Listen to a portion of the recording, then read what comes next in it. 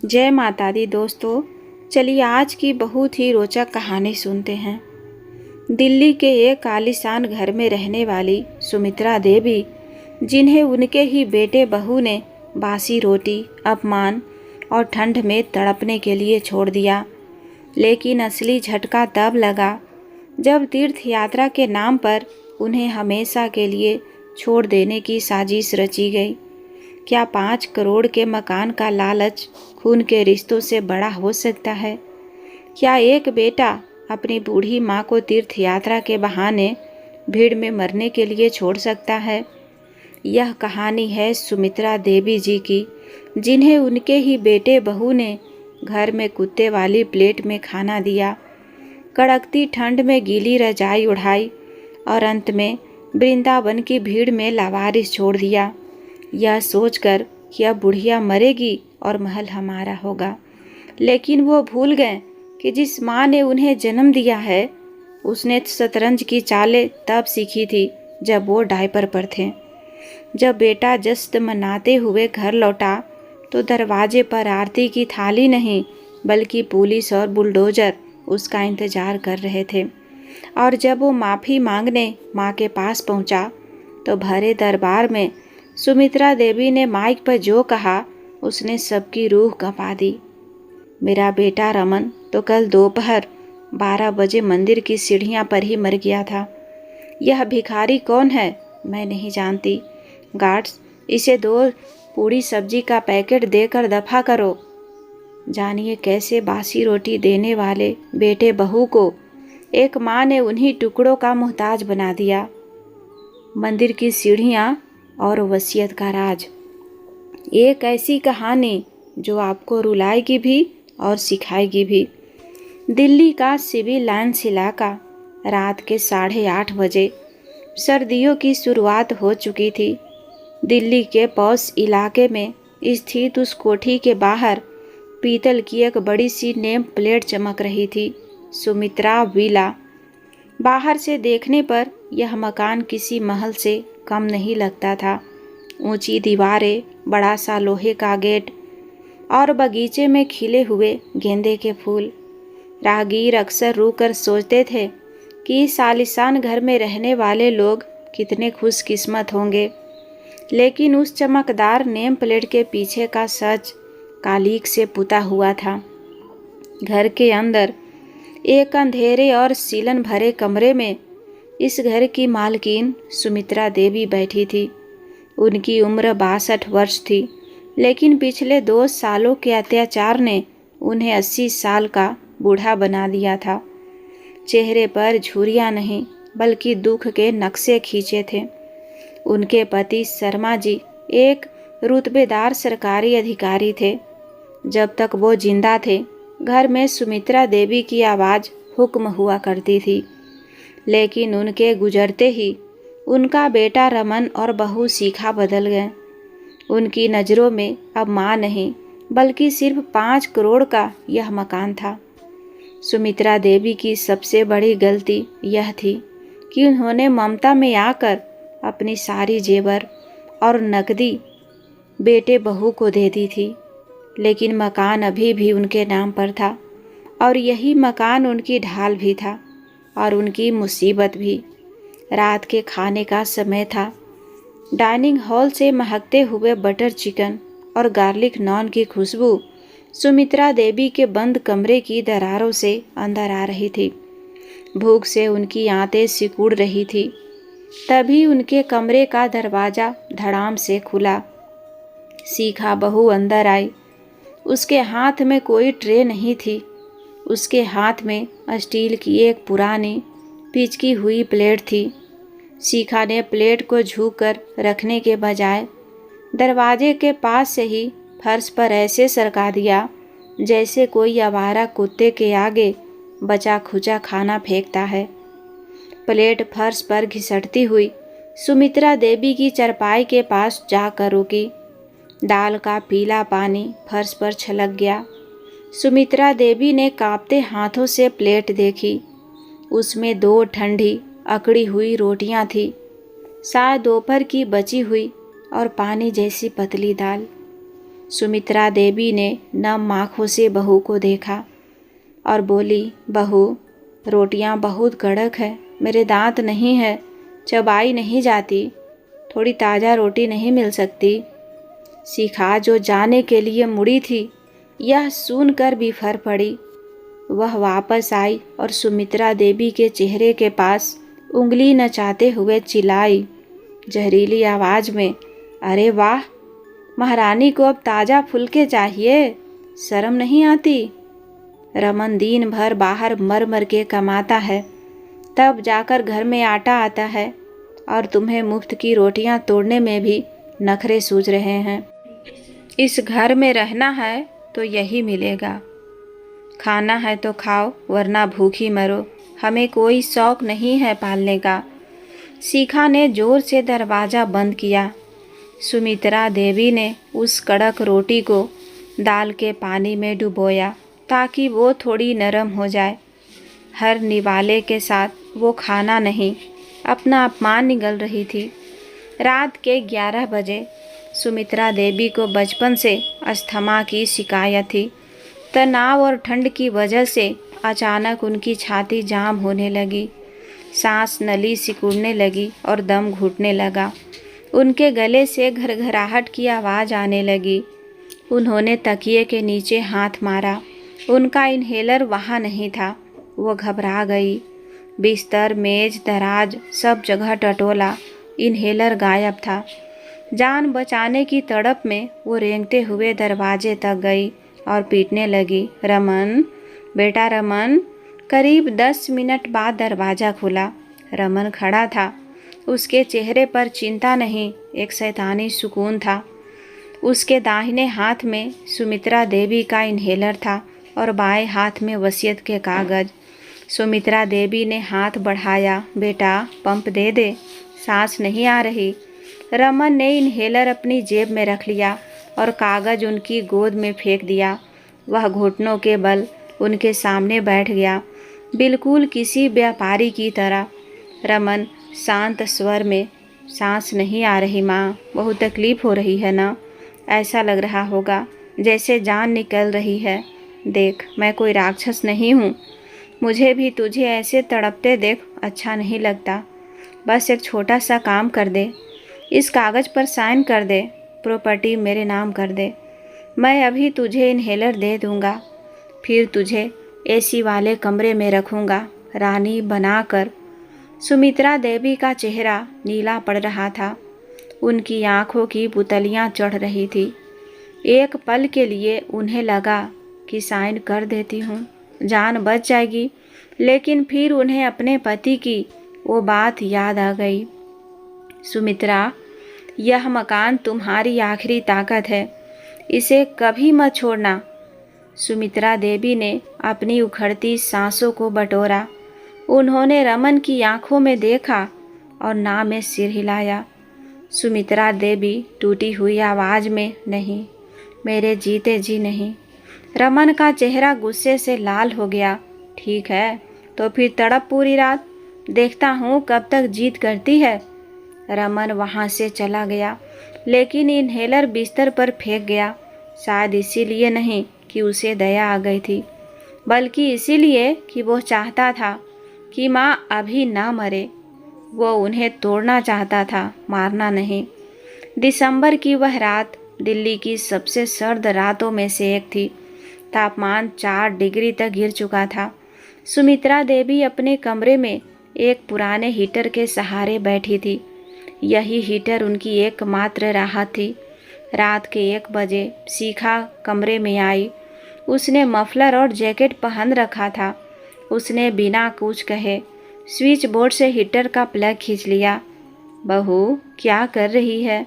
ठंड से जान निकल जाएगी। शिखा ने हीटर उठाया और दरवाजे के पास रख दिया। बिजली का बिल क्या तुम्हारा बाप भरेगा? रमन की सैलरी कट गई है, आज से हीटर बंद। सुमित्रा देवी रजाई में दुबक गई। वो कांप रही थी, लेकिन शिखा का मन अभी भरा नहीं था। उसे सुमित्रा देवी की वो न अभी भी चुभ रही थी। शिखा बाथरूम में गई और एक जग ठंडा पानी लेकर आई। इससे पहले कि सुमित्रा देवी कुछ समझ पाती, शिखा ने वो पूरा पानी उनकी रजाई और गद्दे पर उड़ेल दिया। सुमित्रा देवी बोली, यह क्या किया तूने डायन? शिखा जोर से हंसी। उसकी हंसी किसी चुड़ैल से कम डरावनी नहीं थी। गीली रजाई में नींद अच्छी आएगी माँ जी। जब हड्डियाँ ठंड से कटकटाएगी ना तो शायद दिमाग ठिकाने आ जाए। रात भर सोच लो, अगर बचना है तो कल सुबह चुपचाप साइन कर देना, वरना अगली बार पानी नहीं कुछ और डालूंगी। शिखा लाइट बंद करके चली गई। कमरा अब बर्फ का ताबूत बन चुका था। गद्दा गीला था, रजाई गीली थी। सुमित्रा देवी फर्श के एक सूखे कोने में सिकुड़ कर बैठ गई। वह पूरी रात कांपती रही। उनके दांत बज रहे थे, शरीर नीला पड़ रहा था। लेकिन उस रात एक चमत्कार हुआ। रात के 3 बजे, जब ठंड अपनी चरम सीमा पर थी, सुमित्रा देवी का रोना अचानक बंद हो गया। उनके आंसुओं ने सूखकर एक कवच का रूप ले लिया। उन्होंने अंधेरे में अपनी कांपती हथेलियों को देखा। उन्हें एहसास हुआ कि ये लोग मेरे मरने का इंतजार नहीं कर रहे, ये मुझे मार डालना चाहते हैं। अगर मैंने साइन किया तो ये मुझे अगले ही पल मार देंगे, और अगर साइन नहीं किया तो ये मुझे ऐसे ही तिल तिल कर मारेंगे। उस ठंडी गीली रात में कोने में बैठी उस बस 62 साल की बेचारी माँ की मौत हो गई और उसकी जगह जन्म लिया एक खिलाड़ी ने। सुमित्रा देवी ने दीवार के सहारे खड़े होकर कसम खाई, रमन, शिखा, तुमने मेरी ममता देखी है, अब मेरा हिसाब देखोगे। जिस घर के लिए तुमने मुझे जानवर बनाया, अब वही घर तुम दोनों के लिए नर्क बनेगा। अगली सुबह जब सूरज निकला तो सुमित्रा देवी के चेहरे पर लाचारी नहीं, एक रहस्यमयी शांति थी। सुबह के 8 बजे बीती रात की वो सर्द और खौफनाक घटना अभी भी कमरे की दीवारों में गूंज रही थी। सुमित्रा देवी पूरी रात सोई नहीं थी। वो फर्श पर एक सूखी चादर लपेटे दीवार से टेक लगाए बैठी थी। उनकी आंखें सूज गई थी, लेकिन उनमें अब आंसू नहीं बल्कि एक ठहरी हुई वीरानगी थी। तभी कमरे का दरवाज़ा धीरे से खुला। सुमित्रा देवी ने सोचा शायद फिर शिखा आई होगी, कोई नया ताना या अपमान लेकर। उन्होंने अपनी नज़रें ऊपर नहीं उठाई, लेकिन आने वाला शिखा नहीं, रमन था। और सबसे हैरानी की बात, रमन के हाथ में एक चीनी मिट्टी का कप था जिसमें से अदरक वाली चाय की भाप उठ रही थी। वही चाय जिसके लिए सुमित्रा देवी पिछले 2 सालों से तरस रही थी। रमन धीरे धीरे उनके पास आया और घुटनों के बल बैठ गया। उसके चेहरे पर कल रात वाली क्रूरता नहीं बल्कि एक मासूमियत का मुखौटा था। रमन ने कप सुमित्रा देवी की तरह बढ़ाया और अपनी आवाज़ में जानबूझकर कंपन ले आया। रमन बोला, माँ चाय पी ले, अदरक वाली है, तेरे सिर का दर्द ठीक हो जाएगा। सुमित्रा देवी ने कोई जवाब नहीं दिया, वो बस शून्य में घूरती रही। रमन ने चाय का कप उनके ठंडे हाथों में जबरदस्ती थमा दिया और अपना सिर उनकी गोद में रख दिया। रमन गिड़गिड़ाते हुए बोला, माँ मुझे माफ़ कर दे, भगवान की कसम कल रात मुझे नींद नहीं आई। मुझे बहुत पछतावा हो रहा है। मैंने शिखा को बहुत डांटा। मैंने उससे कहा कि वो मेरी माँ के साथ ऐसा कैसे कर सकती है। वो भी शर्मिंदा है माँ, हम भटक गए थे। उसने सिर उठाया और सुमित्रा देवी की आंखों में झांका, बिल्कुल वैसे जैसे बचपन में कोई गलती करने पर देखता था। आज सुबह मैं हमारे कुल पुरोहित पंडित जी के पास गया था। मैंने उन्हें अपनी कुंडली दिखाई। पंडित जी ने कहा है कि हमारे घर में पितृदोष लगा हुआ है। हमारे पूर्वज हमसे नाराज हैं, इसीलिए घर में इतनी क्लेश और लड़ाई होती है। उन्होंने कहा है कि अगर हम इसका निवारण नहीं करेंगे तो हमारा वंश खत्म हो जाएगा। सुमित्रा देवी ने चाय का एक घूंट भरा। चाय गर्म थी, लेकिन रमन की बातें उनके दिल को ठंडा कर रही थी। रमन उत्साह दिखाते हुए बोला, पंडित जी ने इसका एक ही उपाय बताया है माँ। हमें पूरे परिवार के साथ वृंदावन जाना होगा। वहाँ बांके बिहारी जी की मंदिर में उनकी चौखट पर माथा टेकना होगा। तभी यह दोष कटेगा और हम सब फिर से एक खुशहाल परिवार बन जाएंगे। हम आज दोपहर ही निकल रहे हैं। क्या तू हमारे साथ चलेगी माँ? क्या तू अपने बेटे को माफ़ करके एक मौका और देगी? सुमित्रा देवी ने रमन के चेहरे को गौर से देखा। एक माँ अपने बच्चे की रग रग पहचानती है। वो देख पा रही थी कि रमन की आंखों में पछतावा नहीं बल्कि छल तैर रहा है। उसकी पुतलियां हिल रही थी, जो बता रही थी कि वो झूठ बोल रहा है। यह चाय माफ़ी की नहीं, मौत की सुपारी थी।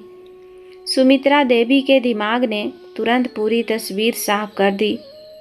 यह मुझे घर में नहीं मार सकता क्योंकि पुलिस केस बनेगा, इसीलिए यह मुझे कहीं दूर ले जाकर भीड़ में खो देना चाहता है। ना मेरे पास फ़ोन है ना पैसे।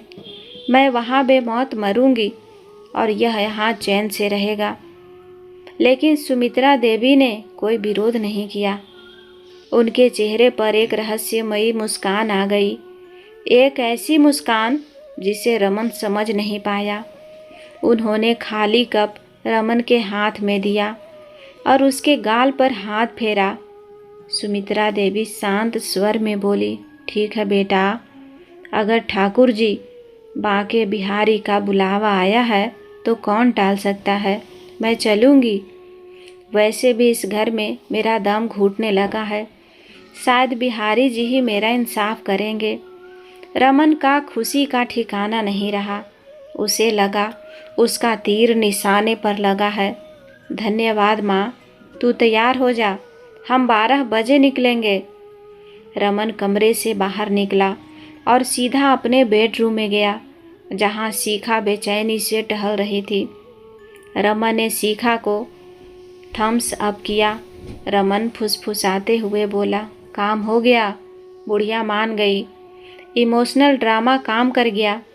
शिखा की आंखों में शैतानी चमक आ गई। सच में, मुझे तो लगा था नखरे करेंगी। शुक्र है। दोनों ने दरवाज़ा बंद किया और अपनी साजिश को अंतिम रूप देने लगे। सुनो, प्लान पक्का है ना? हम गाड़ी मंदिर की पार्किंग में लगाएंगे, फिर भीड़ भाड़ वाली गली में ले जाएंगे। तुम उसका हाथ पकड़कर भीड़ में घुसना और मैं पीछे रहूंगी। जैसे ही धक्का मुक्की बढ़ेगी, तुम उसका हाथ छोड़कर पतली गली से निकल जाना। बुढ़िया के पास ना मोबाइल है, ना पर्स, ना उसे किसी का नंबर याद है। अस्थमा की मरीज है, घबराहट में वहीं लुढ़क जाएगी। रमन क्रूर हंसी के साथ, बिल्कुल, और अगर जिंदा बच भी गई तो दिल्ली वापस नहीं आ पाएगी। हम शाम को दिल्ली लौटकर पास के थाने में गुमशुदगी की रिपोर्ट लिखवा देंगे। 4 दिन रोने का नाटक करेंगे और फिर यह 5 करोड़ का मकान हमारा। शिखा बोली, हाँ, फिर इस खंडर को बेचकर कनाडा शिफ्ट हो जाएंगे। बहुत सेवा कर ली इस डायन की। दोनों पति पत्नी अपने आने वाले सुनहरे भविष्य के सपने बूंद रहे थे। उन्हें लग रहा था कि वे शिकारी हैं और सुमित्रा देवी उनका शिकार। उन्हें जरा भी भनक नहीं था कि जिसे वो बेचारी बुढ़िया समझकर जाल में फंसा रहे हैं, वो असल में शतरंज की वो रानी है जो सिर्फ सही वक्त का इंतजार कर रही थी। सुमित्रा देवी ने अपने कमरे में अपने पुराने संदूक के सबसे गुप्त चोर जेब से एक छोटा सा काला डायलर फ़ोन निकाला, जिसे उन्होंने सालों से छुपा रखा था, और एक नंबर मिलाया। सुमित्रा देवी धीमी आवाज़ में बोली, पांडे जी, मैं सुमित्रा बोल रही हूँ, तैयारी रखिए। मैं आज वृंदावन आ रही हूँ अपने अंतिम निर्णय के लिए। अगले दिन वो लोग निकल गए। वहाँ पर हजारों की भीड़ थी। राधे राधे के जयकारे लग रहे थे। रमन ने माँ का हाथ कसकर पकड़ा हुआ था, उन्हें बचाने के लिए नहीं बल्कि सही जगह ले जाकर छोड़ने के लिए। मंदिर के पिछले हिस्से में जहाँ बहुत ज़्यादा धक्का मुक्की थी, रमन रुका। माँ, तुम यहाँ इस खंभे के पास खड़ी रहो, बहुत भीड़ है। मैं और शिखा दर्शन करके और तुम्हारे लिए प्रसाद लेकर आते हैं, हिलना मत यहाँ से। सुमित्रा देवी ने बेटे का हाथ छोड़ दिया।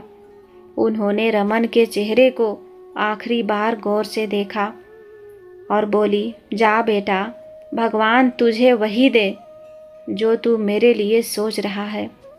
रमन को लगा माँ आशीर्वाद दे रही है। वह शिखा का हाथ पकड़कर भीड़ में गायब हो गया। रमन और शिखा भीड़ से निकलकर सीधा अपनी गाड़ी की तरफ भागे। रमन, जल्दी गाड़ी भगाओ, कहीं बुढ़िया किसी से फ़ोन मांगकर कॉल ना कर दे। रमन हंसते हुए, अरे किसको कॉल करेगी, उसे मेरा नंबर तक याद नहीं है।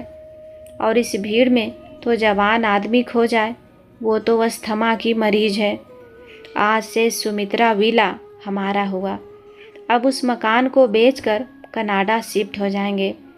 दोनों ने म्यूजिक सिस्टम ऑन किया और दिल्ली की तरफ निकल गए। उन्हें लगा उन्होंने अपनी समस्या को मंदिर की सीढ़ियों पर त्याग दिया है। उधर मंदिर में रमन के जाने के 15 मिनट बाद भी सुमित्रा देवी उसी खंभे के पास खड़ी थी। वो रो नहीं रही थी, वो घबरा भी नहीं रही थी। वो अपनी साड़ी का पल्लू ठीक कर रही थी। तभी भीड़ को चीरते हुए 2 वर्दीधारी सुरक्षा गार्ड और मंदिर के मुख्य ट्रस्टी वहां आए। ट्रस्टी ने सुमित्रा देवी के सामने झुककर प्रणाम किया। ट्रस्टी, मातेश्वरी जी, आप यहाँ इस भीड़ में क्यों खड़ी हैं? आपने हमें बताया क्यों नहीं कि आप आ रही हैं? हम वीआईपी गेट से आपकी गाड़ी अंदर लगवाते। सुमित्रा देवी की आंखों से वो बेचारी बुढ़िया वाला भाव गायब हो गया। उनकी रीढ़ की हड्डी सीधी हो गई। उनके चेहरे पर एक रानी जैसा रौब आ गया और बोली, पांडे जी, कभी कभी अपनों की असलियत परखने के लिए आम आदमी बनकर कीचड़ में उतरना पड़ता है। मेरा काम हो गया, मेरी गाड़ी मंगवाइए। रमन और शिखा को सिर्फ सुमित्रा विला के बारे में पता था। उन्हें यह नहीं पता था कि सुमित्रा देवी के पति ने अपनी वसीयत में सिर्फ घर नहीं बल्कि वृंदावन की ट्रस्ट की ज़मीन और बांके बिहारी मंदिर की धर्मशालाओं का मालिकाना हक भी सुमित्रा देवी के नाम किया था। सुमित्रा देवी इस इलाके की सबसे बड़ी दानदाता और चेयरपर्सन थी। वो पिछले 2 सालों से चुप थी क्योंकि वो अपने बेटे को सुधरने का एक आखिरी मौका दे रही थी। लेकिन आज उस खंभे के पास रमन ने वो मौका खो दिया था। सुमित्रा देवी एक लग्जरी सफ़ेद मर्सिडीज में बैठी। उन्होंने अपने पर्सनल वकील को फ़ोन लगाया और बोली, मिस्टर खन्ना, ऑपरेशन क्लीन शुरू कीजिए। मेरे बेटे ने मुझे त्याग दिया है। अब वसीयत का प्लान बी लागू होगा। वही दिल्ली, सुमित्रा विला रात के 8 बजे। चारों तरफ गहरा अंधेरा छा चुका था। रमन और शिखा की कार सुमित्रा विला के गेट पर रुकी। जब वे सुबह घर से निकले थे तो पिछली सीट पर उनकी माँ बैठी थी, लेकिन अब वापसी में वो सीट खाली थी। हैरानी की बात यह थी कि उस खाली सीट को देखकर उन्हें दुख नहीं बल्कि एक जंगली आज़ादी महसूस हो रही थी। उन्होंने रास्ते में ही एक वाइन शॉप से महंगी व्हिस्की की बोतल और अपने पसंदीदा रेस्तरां से बटर चिकन पैक करवा लिया। आज रात वो जश्न मनाना चाहते थे, एक बोझ से मुक्त होने का जश्न। घर में घुसते ही शिखा ने अपनी सैंडल पैर से झटक कर दूर फेंकी और सोफे पर छलांग लगा दी। उसने दोनों हाथ फैलाकर एक गहरी सांस ली। शिखा आंखें बंद करके आह सुकून। रमन, क्या तुम्हें महसूस हो रहा है? इस घर की हवा बदल गई है। ना वो बुढ़िया की खीट-पीट, ना उसके खांसने की खर-खर आवाज़, ना वो इन्हेलर की सू-सू। पूरा सन्नाटा, पूरी आज़ादी। आज मुझे लग रहा है कि यह घर सच में हमारा है। रमन ने व्हिस्की की बोतल खोली और 2 गिलास बनाए। उसके चेहरे पर एक क्रूर मुस्कान थी। बिल्कुल यार, बहुत साल झेला है इस औरत को। हर बात पर रोक टोक, हर बात पर ड्रामा। मुझे तो लगता है अब तक तो वो भीड़ में दबकर मर भी गई होगी या किसी कोने में बैठकर रो रही होगी। अब वो कभी वापस नहीं आ पाएगी। रमन ने गिलास शिखा को पकड़ाया। चियर्स। विला शिखा के नाम। शिखा, चियर्स। कल ही ब्रोकर को बुलाते हैं। इस पुराने खंडहर को बेचकर 5 करोड़ लेंगे और सीधा कनाडा की फ्लाइट पकड़ेंगे। दोनों ने गिलास टकराए और एक बड़ा घूंट भरा। तभी एक हल्की सी आवाज़ आई और पूरे घर की बत्तियां गुल हो गई। एसी बंद हो गया, पंखे रुक गए। घर में घूप अंधेरा छा गया। अंधेरा और खौफनाक आवाज़। रमन झुंझला गया। नशा किरकिरा हो गया था। अरे यार, यह लाइट को अभी जाना था और यह इन्वर्टर भी काम नहीं कर रहा। मैंने तो पिछले महीने ही बैटरी बदलवाई थी। रमन मोबाइल की टॉर्च जलाकर इन्वर्टर चेक करने जाने ही वाला था कि तभी बाहर गली से एक भारी गूंजती हुई आवाज़ आई। यह किसी लाउड स्पीकर की आवाज़ थी जो सन्नाटे को चीरती हुई आ रही थी। सुमित्रा विला के निवासियों को सूचित किया जाता है, यह संपत्ति अब सील की जा रही है। घर के अंदर मौजूद लोग तुरंत बाहर आ जाएं। यह कोर्ट का ऑर्डर है। रमन और शिखा के हाथ से गिलास छूटकर गिर गया। कांच टूटने की आवाज़ अंधेरे में गूंज गई। शिखा कांपते हुए बोली, रमन, यह क्या है? कौन है बाहर? दोनों भागते हुए बालकनी में गए और नीचे झांका। नीचे का नज़ारा देखकर उनकी रूह कांप गई। गेट के बाहर पुलिस की 2 जीप खड़ी थी, जिनकी लाल नीली बत्तियां उस अंधेरे में डरावनी लग रही थी और उनके पीछे एक विशाल पीला बुलडोजर खड़ा था, जिसका इंजन गुर्रा रहा था। पड़ोसी अपनी छतों पर निकल आए थे और गेट के ठीक सामने सूट बूट पहने सुमित्रा देवी के वकील मिस्टर खन्ना हाथ में एक फाइल लिए खड़े थे। सड़कों पर तमाशा, यह मेरा घर है। रमन बदहवास होकर नंगे पैर सीढ़ियों से नीचे भागा। शिखा भी उसके पीछे दौड़ी। रमन ने गेट खोला और चिल्लाया, यह क्या तमाशा है? इंस्पेक्टर साहब, यह बुलडोजर यहाँ क्यों खड़ा है? यह मेरा घर है। आप मेरी प्रॉपर्टी में बिना इजाज़त कैसे घुस सकते हैं? वकील खन्ना ने अपना चश्मा ठीक किया और रमन को ऊपर से नीचे तक देखा। उनकी आंखों में वही शतरंज की चाल वाली चमक थी। वकील खन्ना शांत स्वर में बोले, मिस्टर रमन, अपनी आवाज़ नीचे रखिए। यह घर अब आपका नहीं है और तकनीकी रूप से कहूँ तो यह घर आपका कभी था ही नहीं। यह प्रॉपर्टी श्रीमती सुमित्रा देवी के नाम पर थी। रमन एक नर्वस हंसी हंसी। उसे लगा वकील उसे डरा रहा है। अरे खन्ना अंकल, आप शायद भूल गए, पिछले महीने ही माँ ने मेरे नाम पर पावर ऑफ साइन की थी। मैंने खुद कचहरी में पेपर तैयार करवाए थे। माँ ने अंगूठा नहीं साइन किया था। अब मैं इस घर का मालिक हूँ, वो नहीं। रमन का आत्मविश्वास देखकर वकील खन्ना मुस्कुराए, एक ऐसी मुस्कान जिसमें दया और व्यंग दोनों था। वकील खन्ना ने अपनी फाइल खोली और एक दस्तावेज निकाला। उन्होंने पुलिस जीप की हेडलाइट की रोशनी में वो कागज रमन के सामने किया। वकील खन्ना, रमन जी, आप जिस साइन की बात कर रहे हैं वो बिल्कुल असली थे, लेकिन आपको गलतफहमी यह है कि वो कागज पावर ऑफ अटॉर्नी के थे। रमन का माथा ठनका। मतलब? वकील खन्ना बोले, याद कीजिए उस दिन को। आप सुमित्रा जी के कमरे में गए थे। आप उन्हें बातों में उलझा रहे थे। आपने उन्हें पानी लाने भेजा था। सुमित्रा जी ने उस दिन चश्मा नहीं पहना था, वो कांप रही थी। कम से कम आपको वैसा लगा था, लेकिन हकीकत यह है कि जब आप पानी पीने के लिए मुड़े थे, उसी 5 सेकंड में सुमित्रा जी ने टेबल पर रखे आपके कागज़ पावर ऑफ अटॉर्नी को अपनी फाइल के नीचे सरका दिया था और अपनी फाइल से निकाला हुआ एक दूसरा कागज़ ऊपर रख दिया था।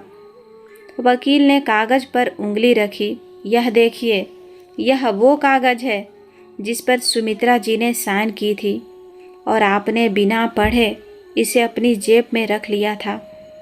रमन ने मोबाइल की टॉर्च रोशनी में कागज़ पढ़ा। सबसे ऊपर मोटे अक्षरों में लिखा था।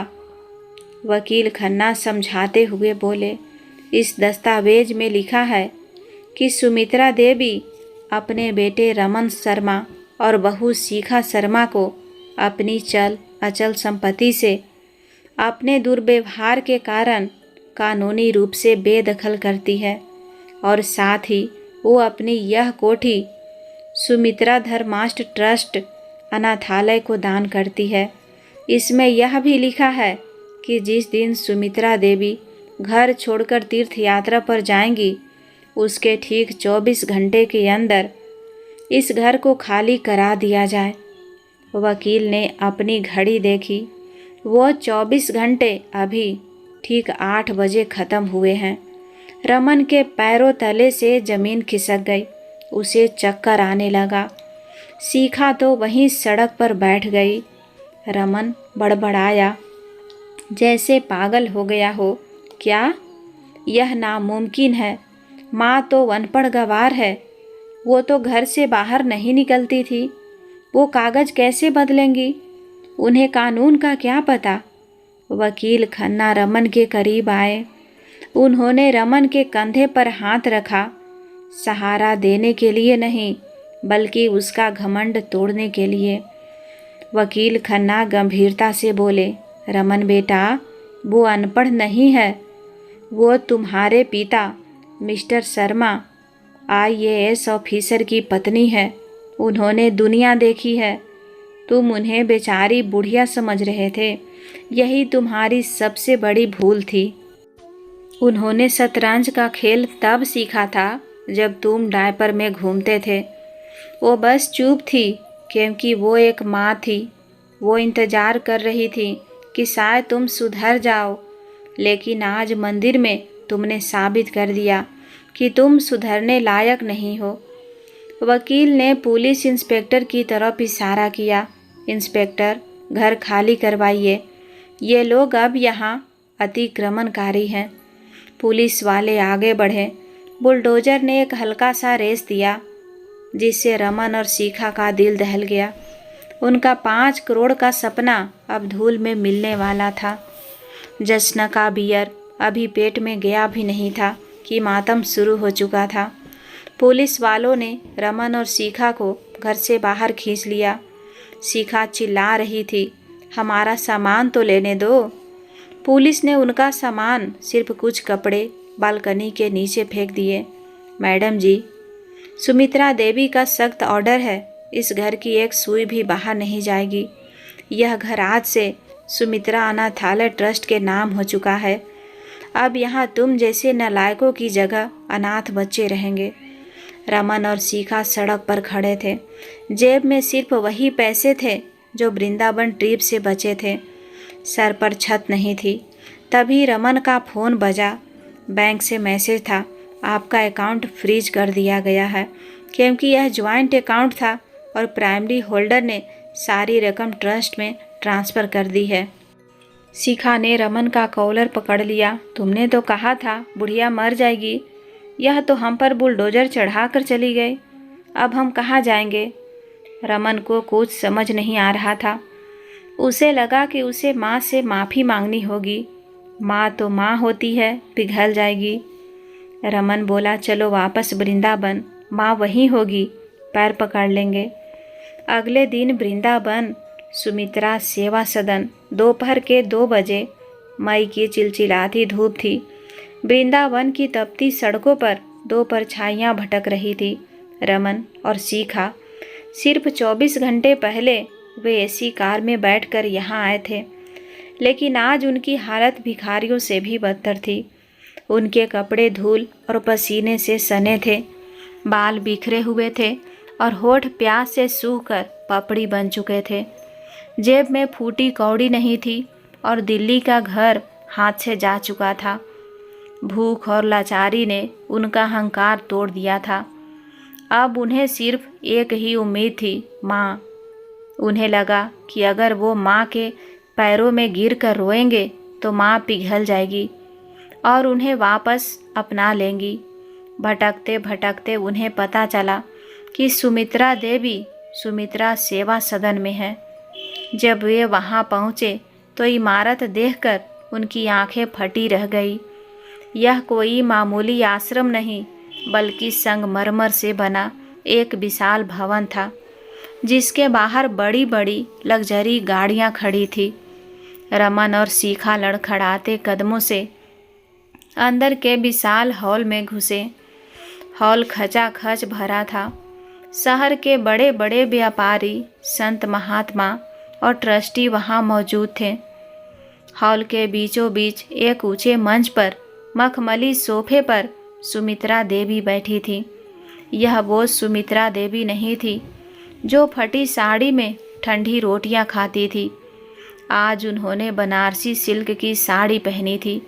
आंखों पर चश्मा था और चेहरे पर एक ऐसा तेज था जिसके सामने बड़े बड़े लोग सिर झुका रहे थे। वो ट्रस्ट की वार्षिक मीटिंग ले रही थी और माइक पर निर्देश दे रही थी। रमन को अपनी आंखों पर विश्वास नहीं हुआ। जिस माँ को वो बोझ समझता था, वो असल में इस साम्राज्य की महारानी थी। लालच और मजबूरी ने रमन को बेशर्म बना दिया था। वह भीड़ को चीरता हुआ पागलों की तरह मंच की तरफ दौड़ा। रमन जोर जोर से रोते हुए बोला, माँ, वो माँ, देखो हम आ गए। माँ, तुम यहाँ हो। हम तुम्हें कल से पागलों की तरह ढूंढ रहे हैं। हमें माफ़ कर दो माँ, हमसे बहुत बड़ी गलती हो गई। हम तुम्हें लेने आए हैं, चलो घर वापस चलो। उसकी चीख पुकार सुनकर पूरी सभा में सन्नाटा छा गया। मीटिंग रुक गई। सभी लोग हैरान होकर उस धूल में सने आदमी को देखने लगे। शिखा भी पीछे पीछे आई और सुमित्रा देवी की तरफ हाथ जोड़कर खड़ी हो गई, जैसे कोई अपराधी माफ़ी मांगता है। अस्वीकार, यह आदमी कौन है? सुमित्रा देवी के चेहरे पर कोई सिकन नहीं आई, ना खुशी, ना गुस्सा, ना दुख। उन्होंने बड़े इत्मीनान से अपना चश्मा नाक पर ठीक किया। फिर उन्होंने मंच से नीचे खड़े रमन को ऐसे देखा जैसे कोई अजनबी या कीड़े मकोड़े को देखता है। सुमित्रा देवी ने माइक अपने होठों के पास किया। उनकी आवाज़ पूरे हॉल में गूंज उठी। सुमित्रा देवी सपाट और ठंडे आवाज़ में बोली, माफ़ कीजिएगा, यह आदमी कौन है? रमन सन्न रह गया। उसे लगा माँ मजाक कर रही है। रमन बोला, माँ, यह आप क्या कह रही हो? मैं रमन हूँ, तुम्हारा अपना बेटा, तुम्हारा रमू। तुम नाराज हो, मुझे मार लो, पीट लो, गालियाँ दे दो, पर ऐसे पहचानने से इनकार मत करो। मैं तुम्हारा अपना खून हूँ माँ। सुमित्रा देवी अपनी जगह से उठी। उनका कद आज हिमालय जैसा लग रहा था। उन्होंने पूरी सभा को संबोधित करते हुए कहा, सज्जनों, यह आदमी गलतफहमी का शिकार है। मेरा एक बेटा था जिसका नाम रमन था, लेकिन मेरा वो बेटा कल दोपहर 12 बजे इसी बांके बिहारी मंदिर की सीढ़ियों पर मर गया। पूरे हॉल में सांसें थम गई। रमन का मुंह खुला का खुला रह गया। सुमित्रा देवी ने अब रमन की आंखों में आंखें डाली। उनकी आवाज़ में अब एक कड़कती हुई बिजली थी। रमन तो वो था जिसे मैंने अपनी उंगली पकड़कर चलना सिखाया था, लेकिन जो आदमी अपनी 62 साल की बीमार अस्थमा की मरीज माँ को अनजान शहर में हजारों की भीड़ में मरने के लिए छोड़कर भाग जाए, वो बेटा नहीं कसाई होता है। और मैं सुमित्रा देवी किसी कसाई की माँ नहीं हूँ। रमन बोला, माँ, मैं बहक गया था माँ। सुमित्रा देवी जोर से चीखी, खामोश। कल जब तूने भीड़ में मेरा हाथ छोड़ा था रमन, ठीक उसी पल मैंने अपनी कोख से तेरा हक भी मिटा दिया था। जब तू गाड़ी में बैठकर जश्न मना रहा था, तब मैंने अपने बेटे का पिंडदान कर दिया था। मेरे लिए तू अब सिर्फ एक अतीत है, एक बुरा सपना जिसे मैं भूल चुकी हूँ। रमन और शिखा दोनों रोने लगे, लेकिन अब उन आंसुओं का कोई मोल नहीं था। सुमित्रा देवी ने सुरक्षा गार्ड की तरफ इशारा किया और बोली, गार्ड्स, इन भिखारियों को यहाँ से हटाओ, मीटिंग में बाधा आ रही है। गार्ड्स ने रमन और शिखा को बाहों से पकड़ लिया और घसीटने लगे। तभी सुमित्रा देवी ने उन्हें रोका। रुको। रमन को लगा शायद माँ का दिल पसीज गया। उसने उम्मीद से देखा। सुमित्रा देवी ने पास खड़े प्रबंधक से कहा, यह मेरे आश्रम का नियम है कि मेरे द्वार से कोई कुत्ता भी भूखा नहीं जाता। ये तो फिर भी इंसान है। इन्हें भंडारे से पूरी सब्जी के 2 पैकेट दे दो और पानी की बोतल भी दे देना, प्यास लग रहे हैं इनको। प्रबंधक ने खाने के 2 पैकेट रमन और शिखा के हाथों में थमा दिया। शिखा उन पैकेटों को देखकर कांप उठी। यह वही मुफ्त की रोटियां थी जिनके लिए वह सुमित्रा देवी को रोज ताने मारती थी। मुफ्त का तोड़ने में शर्म नहीं आती। आज वक्त का पहिया पूरा घूमा था। आज वही 2 रोटियां उनकी कुल जमा पूंजी और उनकी असली औकात बन गई थी। गार्ड्स ने रमन और शिखा को धक्के मारकर लोहे के गेट से बाहर सड़क पर फेंक दिया। धूल में गिरे हुए रमन ने गेट की तरफ देखा। अंदर सुमित्रा देवी दोबारा अपनी मीटिंग में व्यस्त हो चुकी थी। उन्होंने मुड़ कर देखा तक नहीं। अगले दिन वकीलों ने सुमित्रा देवी की नई वसीयत सार्वजनिक की। उसमें लिखा था, मेरी समस्त चल अचल संपत्ति, 5 करोड़ का घर, जमीन और बैंक बैलेंस सुमित्रा अनाथालय ट्रस्ट को दान की जाती है। और मेरी अंतिम इच्छा यह है कि मेरी चिता को आग मेरा बेटा रमन नहीं, बल्कि अनाथालय का कोई भी अनाथ बच्चा दे देगा। मेरे मरने के बाद मेरे क्रियाक्रम या अंतिम संस्कार में रमन और शिखा के आने पर पूर्ण प्रतिबंध है। मेरी आत्मा को ऐसे कपूतों की उपस्थिति से कष्ट होगा। सुमित्रा देवी आज भी वृंदावन में रानी की तरह रहती है और सैकड़ों अनाथ बच्चों की माँ है। वही रमन और शिखा आज भी वृंदावन और मथुरा की गलियों में भटकते हुए देखे जाते हैं। उनके पास ना तो घर है, ना पैसा और ना ही वापस जाने का कोई रास्ता।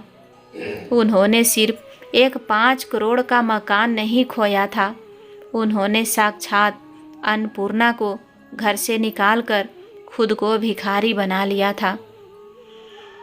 कहानी का सीख है, माँ वो बैंक है जहाँ आप हर भावना और दुख जमा कर सकते हैं, लेकिन अगर आप उस खाते को ही बंद कर देंगे, घर से निकाल देंगे, तो याद रखिए दुनिया की कोई भी दूसरी ज़मीन आपको पहना नहीं देगी। ईश्वर माफ़ कर सकता है, पर माँ का अपमान करने वाले को कर्म माफ़ नहीं करता। दोस्तों, उम्मीद करती हूँ आपको यह कहानी पसंद आई होगी। कहानी पसंद आए तो वीडियो को लाइक करें, शेयर करें और हमारे चैनल पर पहली बार आए हैं तो सब्सक्राइब कर लें, ताकि मेरे आने वाली हर कहानी का अपडेट सबसे पहले आपके पास पहुंचे। धन्यवाद।